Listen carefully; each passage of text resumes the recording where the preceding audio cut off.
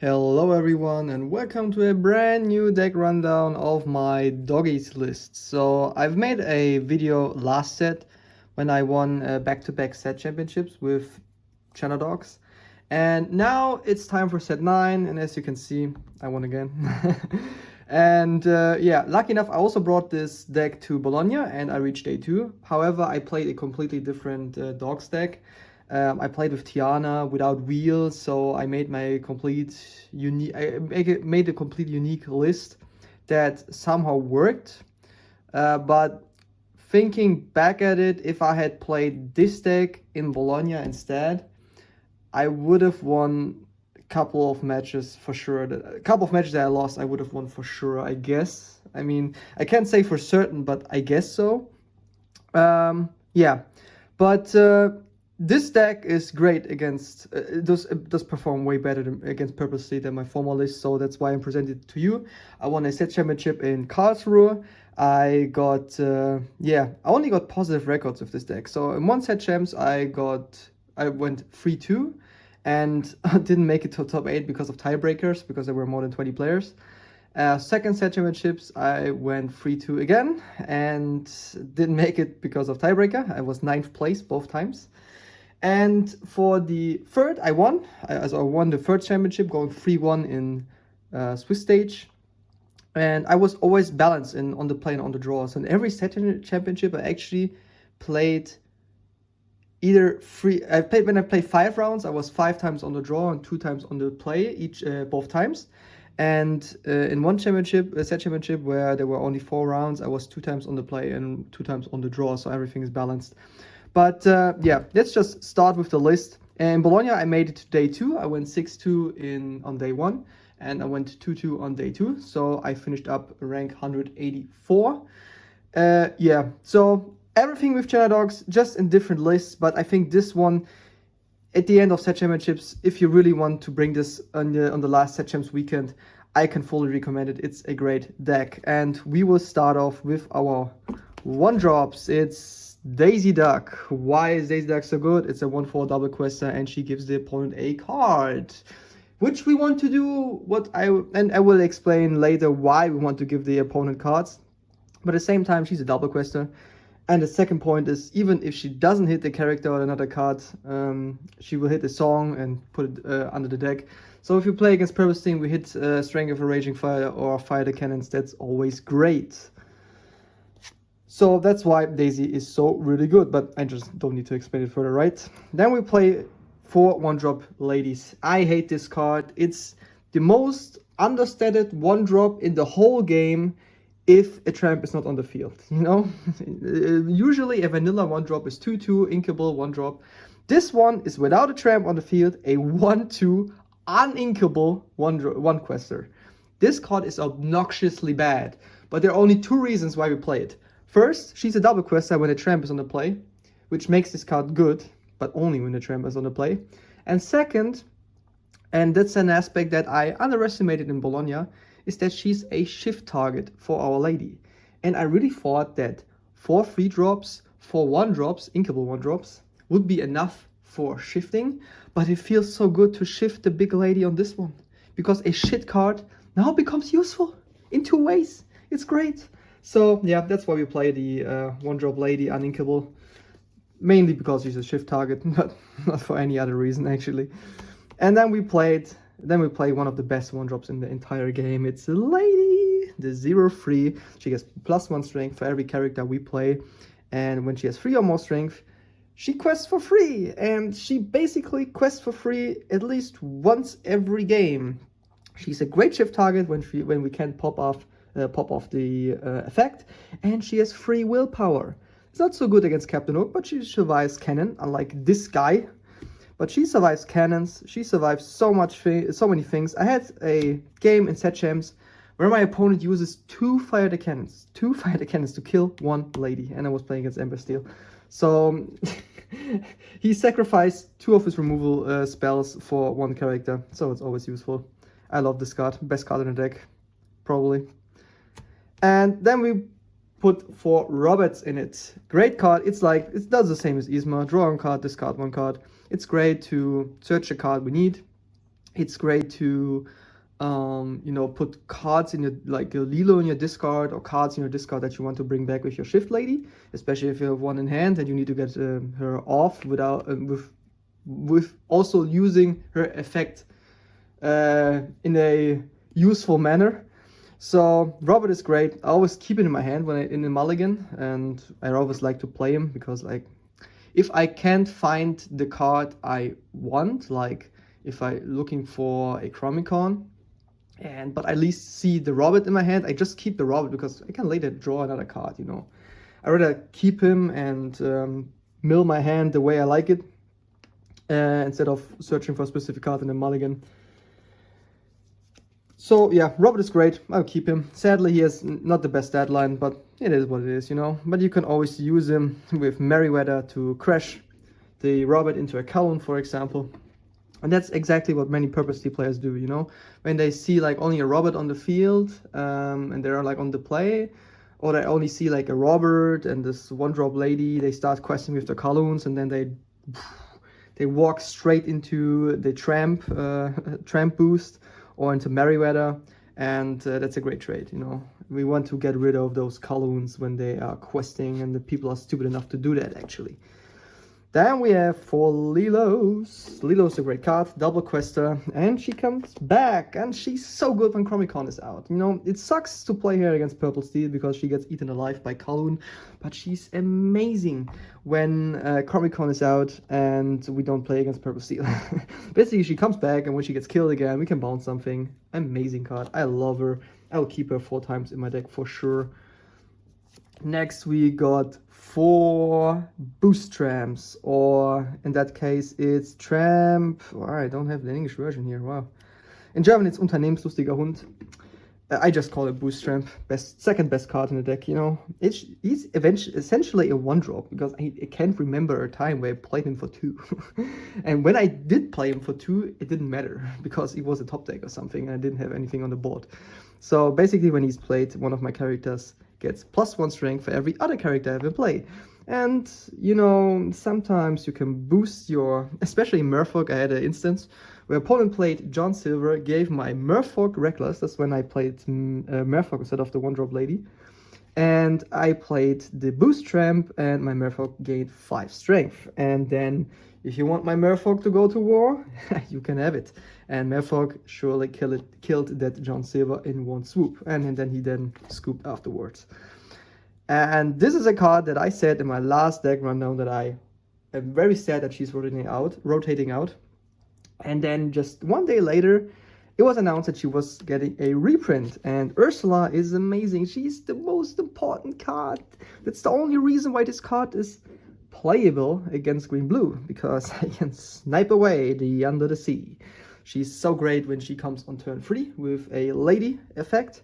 And when you have enough speed against green-blue, and then the moment you know that he can shift and sing, that's the moment where you play Ursula, and you almost always hit, Sometimes it happens that you are like forced to play on 2 because you have no better, curve. But when she hits a, what's the card? You're welcome. It's also a great hit, So, or if she hits a strength, it's a great hit. If she hits in the mirror Under the Sea, for sure. Yeah, but when she hits strength, you're welcome, or Under the Sea, that's just amazing. So Ursula is great, and there are a lot of more songs coming in the next set. So Ursula will get a lot more value, so I'll keep her in the deck for sure. And this is the 3rd best card in the deck, in my opinion. Tomago has won me 1 billion games. So I won the last set champs solely because of Tomago.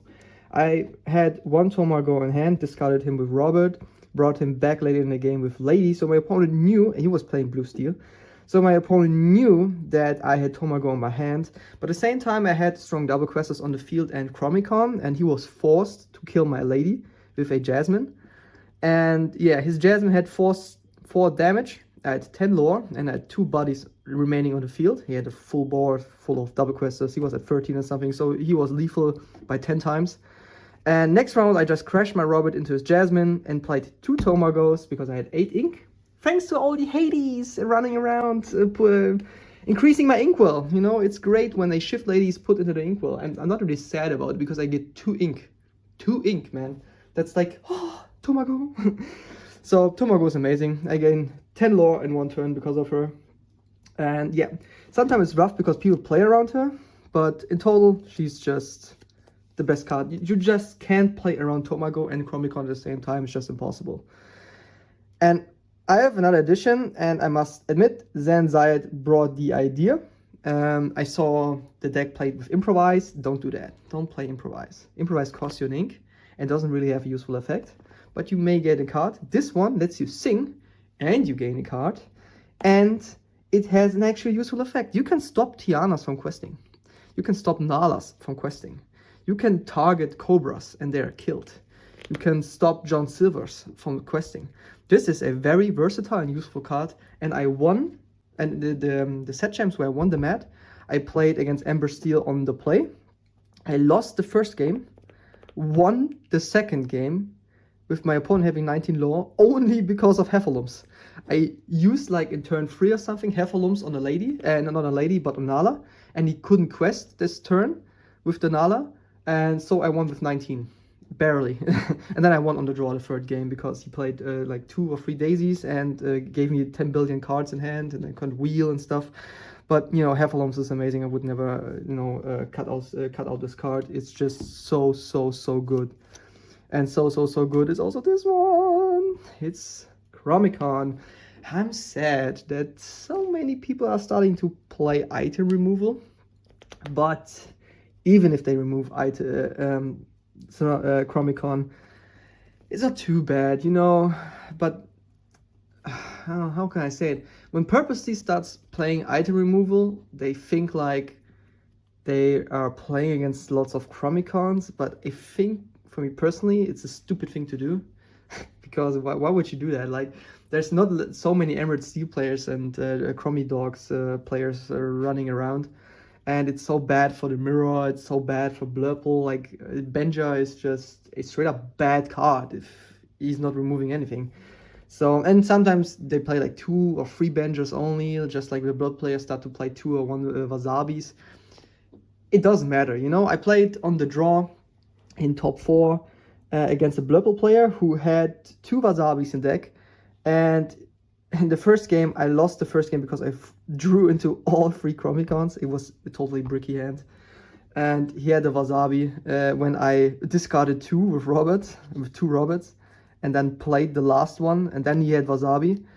Well, in that case, I just lost the game. Happens. But in the second and third game, he didn't find the Wasabi, and I just ran through. So he couldn't play the game at all. This deck is just a 90% win rate against Blurple. Doesn't matter if it's on the draw or on the play. If you just don't brick your ass off, it's an auto win, almost. Yeah, so Chromicon is great. It also gives you power to play against Purple Steel because you can bounce something like the Calhoun and you can bounce the Genies, and something that Purple Steel players love to play. Especially if you bounce the Genie, it's just a huge tempo loss for the opponent. You can also bounce the Elsa sometimes. You know, I don't give a shit when Elsa's bounced. He loses 5 ink. Sometimes he just plays the Elsa, nothing else. And there are not so many characters in my deck that can be killed easily just by an Elsa.